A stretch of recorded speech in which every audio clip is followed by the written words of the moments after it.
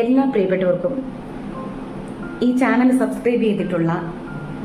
Subscribe ചെയ്യാതെ തന്നെ ചാനലിൽ വരുന്ന വീഡിയോസ് എല്ലാം കാണുകയും ലൈക്കും കമൻറ്റും തന്ന് സഹായിക്കുകയും ചെയ്തുകൊണ്ടിരിക്കുന്ന എല്ലാ പ്രിയപ്പെട്ടവർക്കും ഹൃദയം നിറഞ്ഞ സ്നേഹം നിറഞ്ഞ നന്മയുള്ള ക്രിസ്മസ് ആശംസകൾ അറിയിക്കാനാണ് ഞാനിപ്പോൾ എത്തിയത്. ഈ ലോകത്തിൻ്റെ രക്ഷയ്ക്കായി ദൈവപുത്രനായി ഒരു ഡിസംബർ 25-ാം തീയതി ജനിച്ച യേശുക്രിസ്തുവിൻ്റെ സ്മരണാർത്ഥം നമ്മൾ ആഘോഷിക്കുന്ന ക്രിസ്മസ് സ്നേഹത്തിൻ്റെയും നന്മയുടെയും സൗഹൃദത്തിൻ്റെയും പരസ്പര വിശ്വാസത്തിൻ്റെയും ഒരു പിടി നല്ല ഓർമ്മകളാണ് എപ്പോഴും നമുക്ക് സമ്മാനിക്കുന്നത്. നക്ഷത്ര വിളക്കുകളുടെയും പുൽക്കൂടുകളുടെയും ക്രിസ്മസ് സമ്മാനങ്ങളുടെയും ക്രിസ്മസ് പാപ്പയുടെയൊക്കെ ഒരു പ്രത്യേക തരത്തിലുള്ള മനസ്സിന് വളരെയധികം ഗ്ലോറിയസ് ആയിട്ടുള്ള ഒരു ആഘോഷമാണ് ക്രിസ്മസ്. ഞാനും എൻ്റെ ഫാമിലിയും ക്രിസ്മസ് നന്നായിട്ട് ആഘോഷിക്കാറുണ്ട്. ഇവിടെ ക്രിസ്മസ് നക്ഷത്ര വിളക്കുകളൊക്കെ തൂക്കിയിട്ടുണ്ട്. നമ്മൾ എന്തിനാണ് ക്രിസ്മസ് ആഘോഷിക്കുന്നത് എന്നുള്ളതിൻ്റെ ഉത്തരമാണ് നമ്മൾ മനസ്സിലാക്കേണ്ടത്. അതായത് സ്വന്തം ജീവൻ പോലും കൊടുത്ത് മനുഷ്യനെ സ്നേഹിച്ച ആ സ്നേഹനിധിയായ ദൈവപുത്രൻ്റെ ക്രിസ്തുനാഥൻ്റെ ഓർമ്മ, അദ്ദേഹത്തിൻ്റെ ചരിത്രമൊക്കെ നമ്മൾ ഈ അവസരത്തിൽ ഓർക്കാറുണ്ട്. ഞാൻ പുതിയ നിയമവും പഴയ നിയമവും നന്നായിട്ട് മനസ്സിലാക്കിയിട്ടുള്ള ഒരാളാണ്.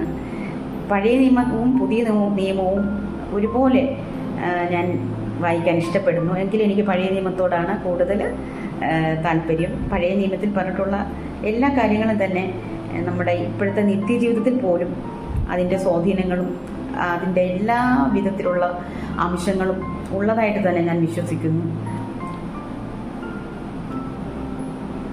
ക്രിസ്മസ് എപ്പോഴും നമുക്ക് ഒരു തിളക്കമുള്ള ഒരു ആഘോഷമാണ്.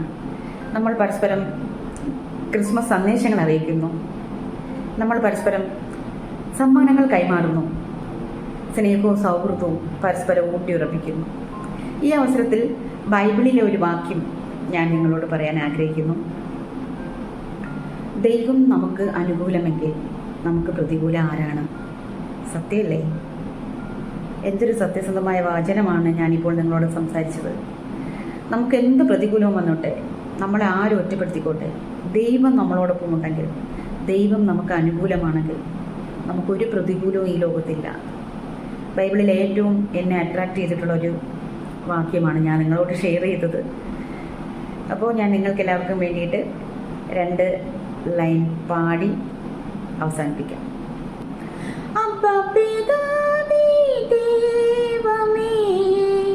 അവിടുത്തെ രാജ്യം വരേണമേ, അങ്ങേ തിരുഹിതം ഭൂമിയിൽ എന്നെന്നും നിറവേറ്റിടേണമേ. പിതാവേ ദൈവമേ, അവിടുത്തെ രാജ്യം വരേണമേ, അങ്ങേ തിരുഹിതം ഭൂമിയിൽ എന്നെന്നും നിറവേറ്റിടേണമേ.